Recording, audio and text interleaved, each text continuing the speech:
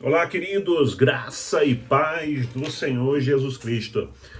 Sou o pastor Robson Vasconcelos e este é o meu canal no YouTube. Desde já te peço para você se inscrever. Esse também é o nosso Instagram e também o nosso, a nossa página, né? O nosso grupo no Telegram, né? O grupo privado. Queridos, se você está como eu e como muitos na nossa igreja, seguindo o plano de leitura da Bíblia, hoje no Antigo Testamento nós só temos um capítulo, que é o capítulo 16 do livro de Números, onde fala sobre a rebelião de Corá, Datã e Abirão.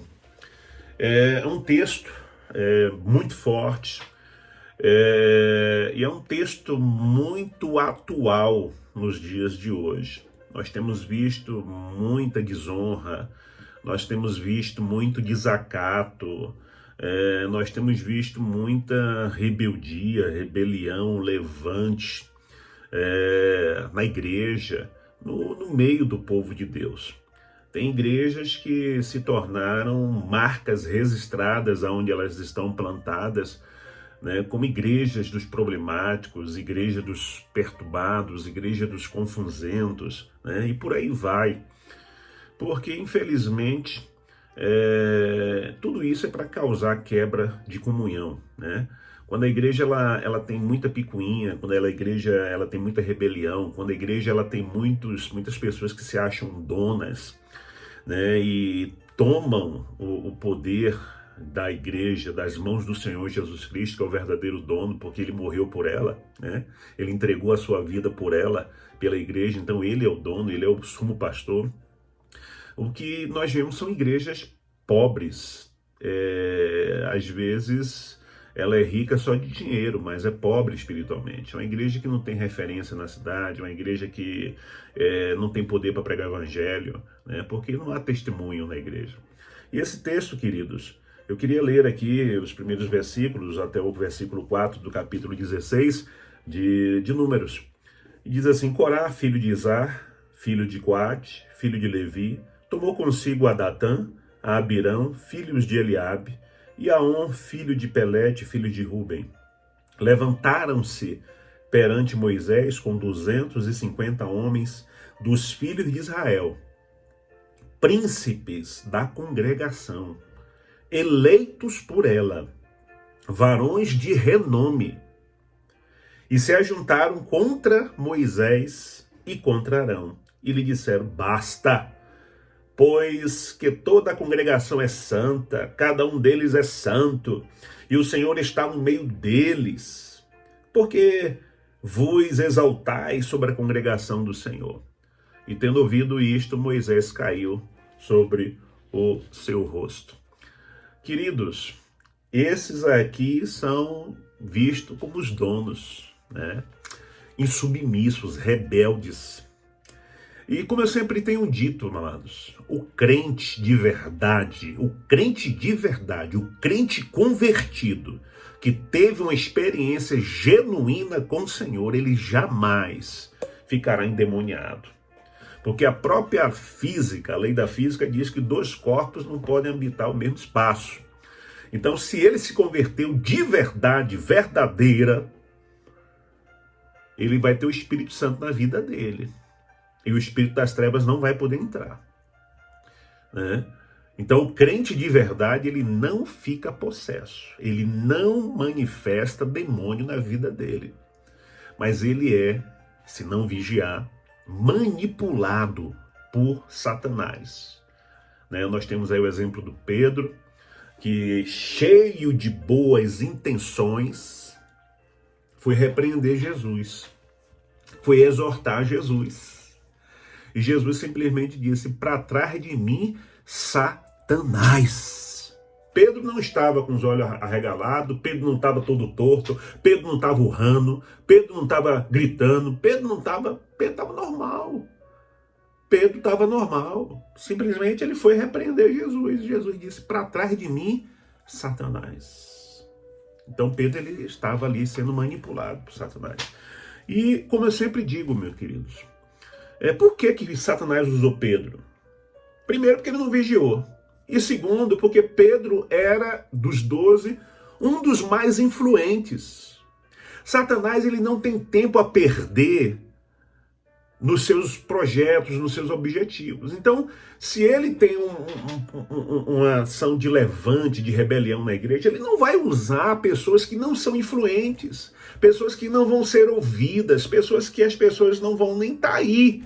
Ele vai tentar influenciar para criar um levante, para criar um problema na igreja, pessoas que são referências, pessoas de linha de frente, pessoas que são respeitadas, pessoas que têm funções, que têm cargos na igreja.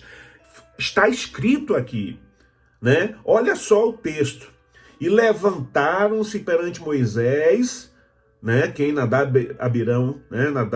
Corá, Nadab e Abiú, né? Se levantaram com 250 homens, filhos de Israel. Quem eram esses 250 homens dos filhos de Israel? Diz aqui, ó, verso 2, eles eram príncipes da congregação.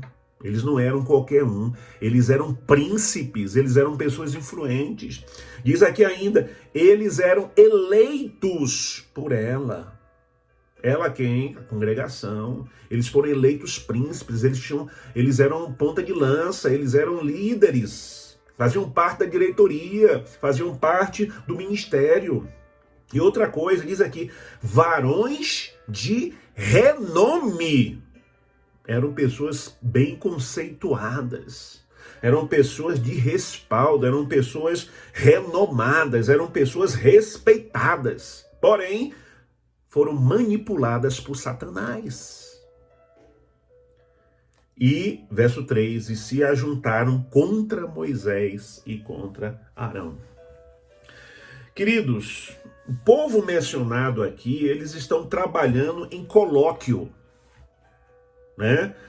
Mas Corá, mais tarde, é descrito como antagonista contra, né, Arão. Ele queria, na verdade, o sacerdócio de Arão. E Datã e Abirão, eles eram antagonistas de Moisés. Eles queriam o poder, eles queriam a liderança, eles queriam, na verdade, a unção e o comando que Moisés tinha. Ou seja, queridos, essa situação aqui, ela foi uma rebelião tanto civil como religiosa, baseada em um contexto de papéis únicos e exclusivos que Moisés introduziu, né? Aqui no versículo 3, se ajuntaram contra Moisés e contra Arão e disseram, basta, porque toda a congregação é santa, é separada, né? Cada um deles é santo, todos são santos. Então por que você quer ser o bambambam? Por que você quer ser o último pacote de biscoito? Olha que visão mesquinha, olha que visão tacanha, olha que visão rebelde. É baseado nessa visão que muitas divisões, muitos levantes estão sendo feitos nas igrejas. Ministérios sendo rachados, pastores sendo escorraçados, pastores sendo menosprezados, líderes sendo completamente perseguidos por essas pessoas cheias de boas intenções.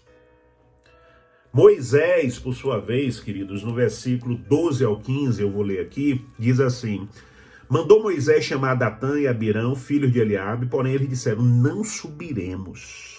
Rebelde, né?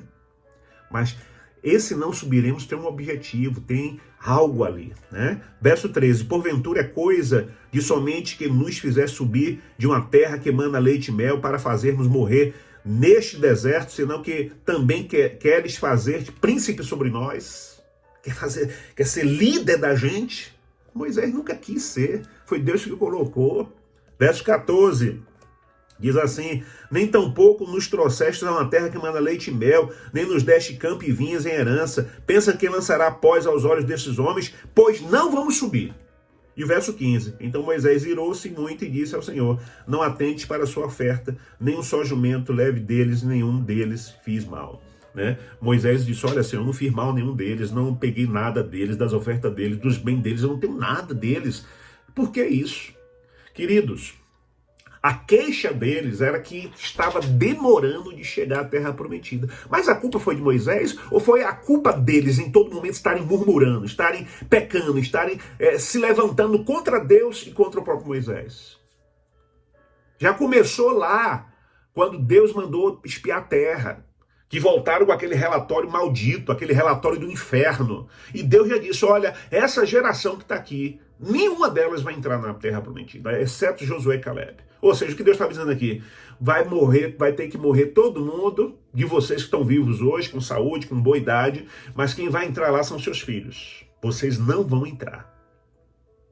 Então a culpa não foi de Moisés.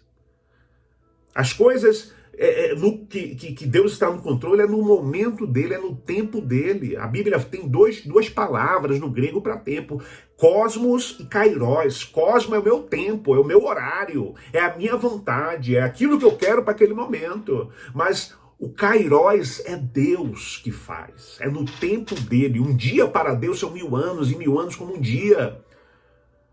Então as coisas vão acontecer no momento de Deus, não é na sua vontade, dono de igreja.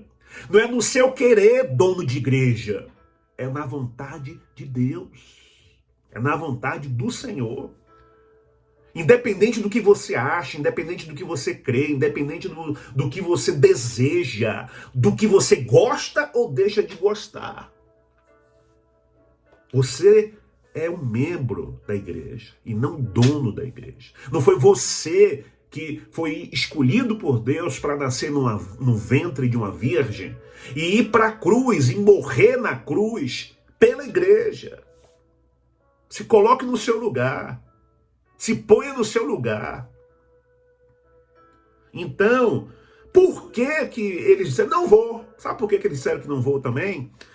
Moisés, ele se volta para lidar com aqueles que desafiam a sua posição de autoridade. Mas eles se recusam a aparecer quando Moisés chama. Sabe por quê? Temendo represália. Porque quem age assim, age de forma camuflada, age de forma escondida, age de forma covarde.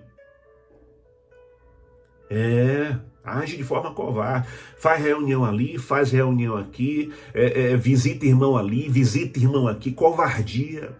Eu ouvi já ouvi 2 pessoas que saíram do mundo do crime, que saíram do mundo das drogas, que dizem que há coisas, irmãos, que acontecem dentro da igreja de Jesus, praticada por crentes, que nem no tráfico, nem no PCC, nem em outras facções criminosas são aceitas. Porque quando acontece, eles mandam para o tribunal do crime para matar. São coisas inaceitáveis dentro da própria bandidagem, mas que tem acontecido nos bastidores da igreja, em nome da boa intenção. Aí vai visitar o irmão, aí mete o pau no pastor, mete o pau no diácono, mete o pau no ministro do louvor, né? Marca reunião às escondidas, camufladas. E toda ausência, né? Toda ausência, você fala o que quer da pessoa, porque a pessoa não está ali para se defender. Covardia, mau caratismo. Então eles não foram porque sabiam que estavam fazendo errado. E esses 250 que estavam com ele foi de uma hora para outra? Foi naquele dia? Não, eles já vinham fazendo isso, ó, o colóquio. Visita um, visita outro, ludibria um, ludibria outro, passa mel na boca de um e tal, né? E aí armaram o esquema e já tinha 250 príncipes com ele. 250 pessoas de referência da comunidade com eles. Então a objeção deles contra Moisés, que ele já disse, né, é que ele se afastou da terra prometida e voltou para o deserto. Já estava perto e Moisés vai e volta para o deserto. Verso 13, porventura é coisa de somente que nos fizesse subir de uma terra que manda leite e mel para fazer-nos morrer neste deserto, senão que também queres fazer-te príncipe sobre nós? E eles não tinham sucesso para entrar na terra prometida desde então, porque eles viviam pecando, viviam murmurando. Então aplicar um padrão secular, nós chegamos, então o líder não está com sucesso, não, isso é um padrão secular. E a Bíblia não usa padrão secular, a Bíblia usa padrão espiritual, né? O sucesso, né, é diferente. O padrão secular de sucesso a um líder espiritual é não compreender direito.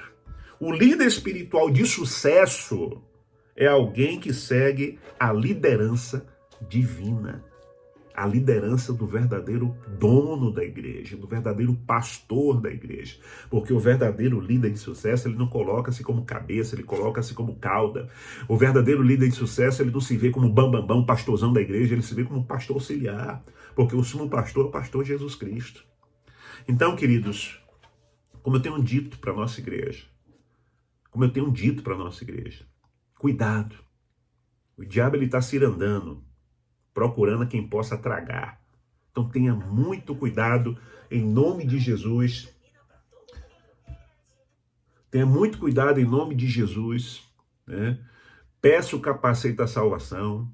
A nossa igreja está vivendo um momento histórico, um momento divino, um momento sobrenatural, um momento da unção de Deus, da graça de Deus, do poder de Deus, dos milagres de Deus e do novo de Deus, e só está começando.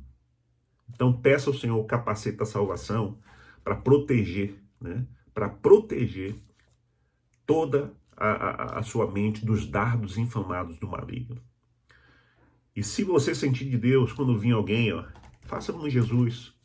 Não tenha vergonha não, nem medo. Faça como Jesus, diga, afasta-se de mim, Satanás.